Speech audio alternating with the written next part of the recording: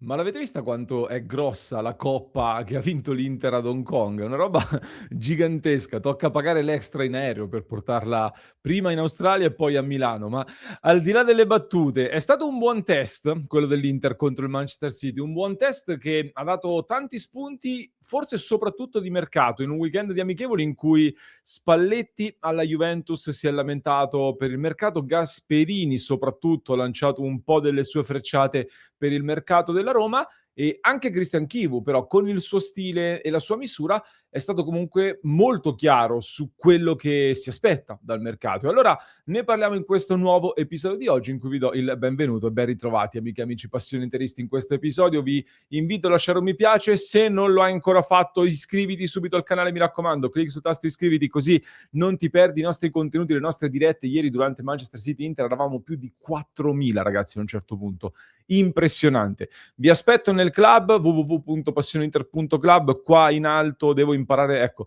a ritrovare la misura per inquadrare il QR code per entrare nella nostra community, vi aspetto lì.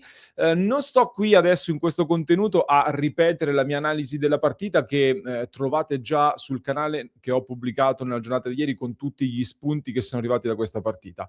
Mi concentro invece soprattutto su tre notizie principali che mi porto a casa da questa gara. La prima riguarda Aleksandar Stankovic. Stankovic che qualcuno aveva già messo in discussione dopo la prima amichevole. Vi basta tornare indietro sul canale, cercare tra i video quelli relativi alla scorsa amichevole e nei commenti troverete già diversi commenti. Ecco, Stankovic ieri non solo ha dimostrato che all'Inter può starci, ma per me ha confermato che deve starci in questa Inter e le parole di Christian Chivu in questo senso sanno sempre più di una conferma che a questo punto mi sembra e mi auguro che sia scontata. Voglio fare però una correzione rispetto a quanto ho detto ieri su Aleksandar Stankovic, perché ieri a caldo ho detto che Stankovic mi è piaciuto molto in questa partita per la qualità a 360 gradi che ci ha messo, ma continuo a pensare che sia più una mezzala con cui andare a fare anche l'aggressione alta piuttosto che il vero nuovo Çalhanoğlu. Poi però ci ho ripensato, ieri sera stavo lì, ci stavo pensando, leggevo anche un po' dei vostri commenti, mi sono andato allora a recuperare degli appunti che ho sulla scorsa stagione, in particolare delle note che mi ero preso su Çalhanoğlu delle ultime stagioni e della scorsa, e sono arrivato alla conclusione che voglio sospendere un attimo il giudizio su questa cosa di Aleksandar Stankovic. Voglio aspettare ancora qualche settimana, nel senso, io continuo a pensare che Stankovic ad oggi come ruolo sia più una mezzala in questo momento. Ancora meglio eventualmente in una mediana a 2 giocatori, quindi con un altro centrocampista accanto. Ma anche nel modo di alzarsi, di aggredire, di riconquistare il pallone. Ieri ha sradicato il pallone dagli avversari in maniera molto interessante.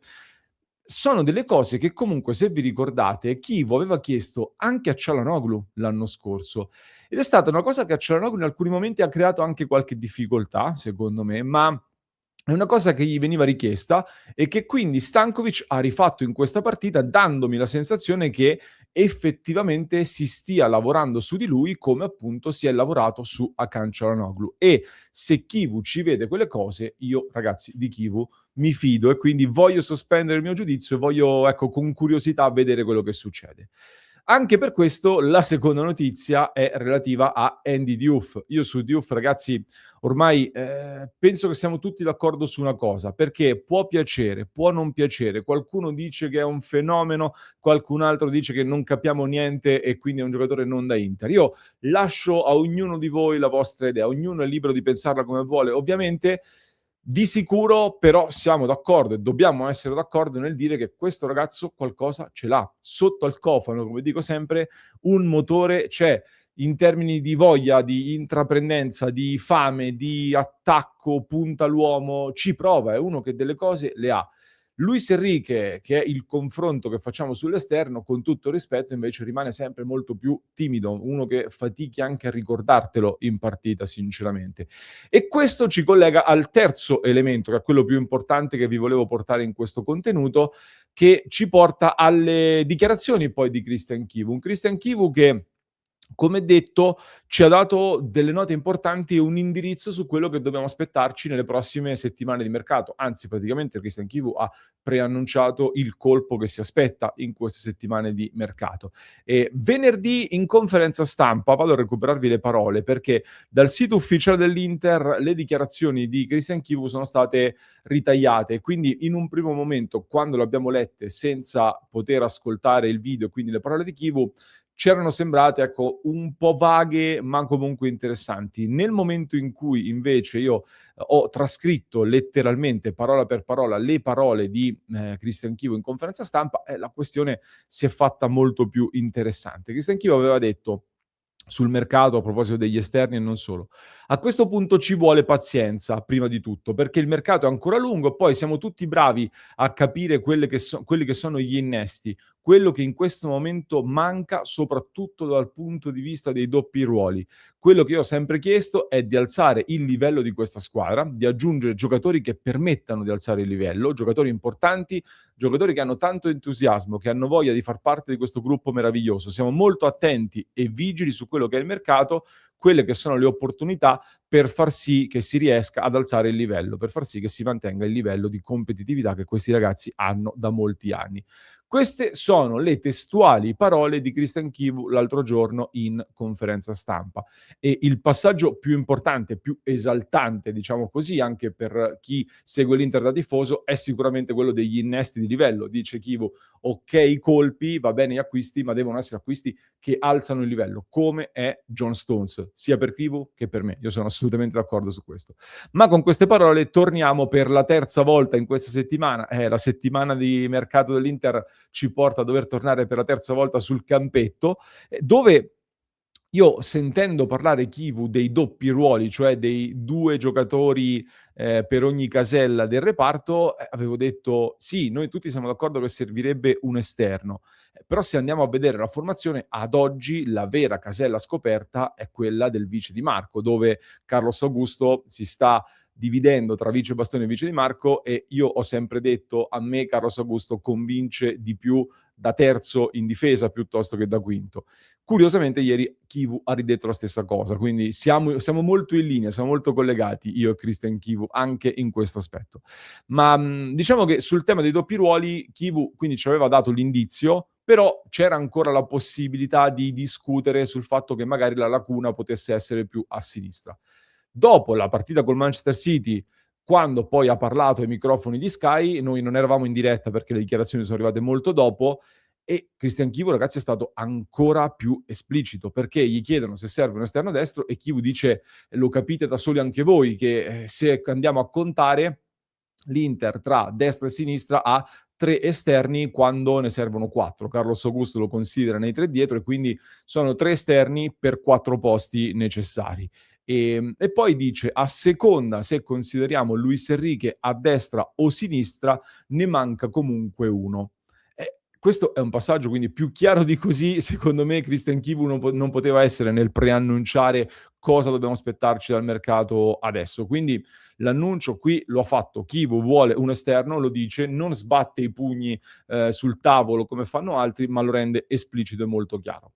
La Gazzetta dello Sport ha interpretato questa dichiarazione come una richiesta di un esterno sinistro che all'occorrenza possa giocare anche a destra. Quindi secondo la Gazzetta questa parola, queste dichiarazioni di Chivu fanno pensare a un giocatore che sarà da prendere a sinistra, ma se serve può giocare anche a destra. E qui tornerebbe in mente quel Perisic che però Ausilio ha escluso in maniera molto chiara e non mi sembra quindi che possa diventare un obiettivo.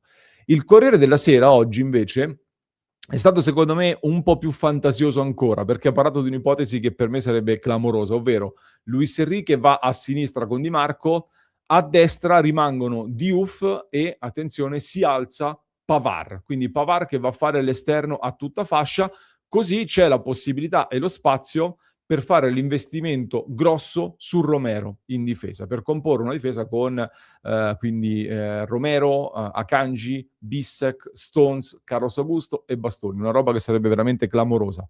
Però francamente non so che ne pensate voi, io spero con tutto il rispetto che non si verifichi né l'una né l'altra ipotesi, cioè Pavard o comunque credo che non sarà né l'una né l'altra, soprattutto Pavard a tutta fascia, spero di non dover arrivare a questa cosa, sarebbe veramente un tappabuchi emergenziale che non mi convince.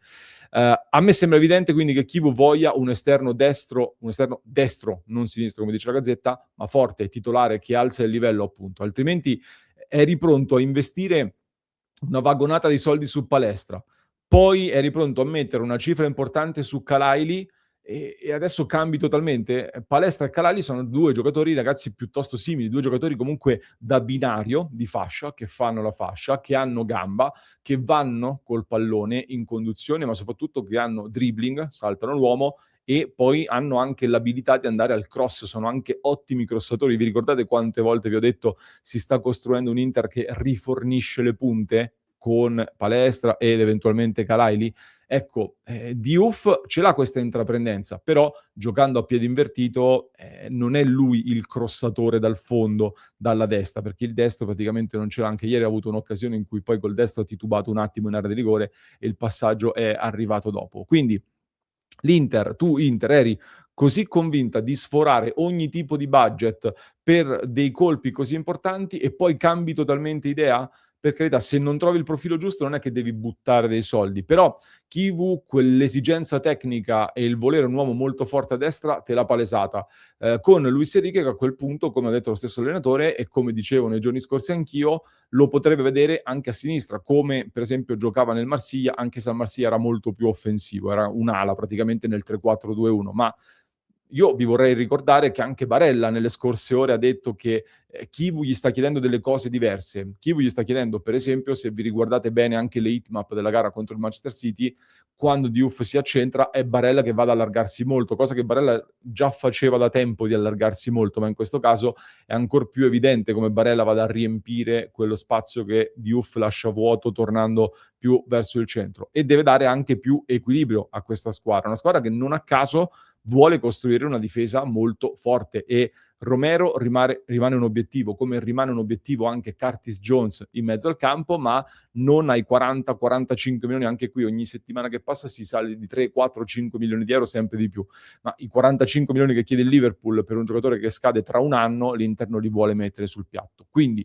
servono le cessioni, Pavard, Aslani, Frattesi, Massolen che dovrebbe andare in prestito, poi degli incastri e un po' di braccio di ferro per cogliere le occasioni in un mercato che ad agosto queste occasioni te le può fornire. Serve però soprattutto un esterno destro, il messaggio che arriva da Hong Kong è piuttosto chiaro, anche se magari non è così pesante come la coppa alzata da bastoni ad Hong Kong, che mi rimarrà impressa questa coppa, non so se anche a voi. Fatemi sapere che ne pensate anche voi di queste notizie di mercato, fatemi sapere un po' la vostra opinione e vi aspetto nei commenti qui sotto, vi aspetto in diretta alle 19:30 così leggo i vostri commenti e ci confrontiamo. Nel frattempo vi lascio con l'analisi della partita col Manchester City che trovate in descrizione per chi ci ascolta in podcast, mentre per chi ci segue su YouTube vi basta cliccare qui.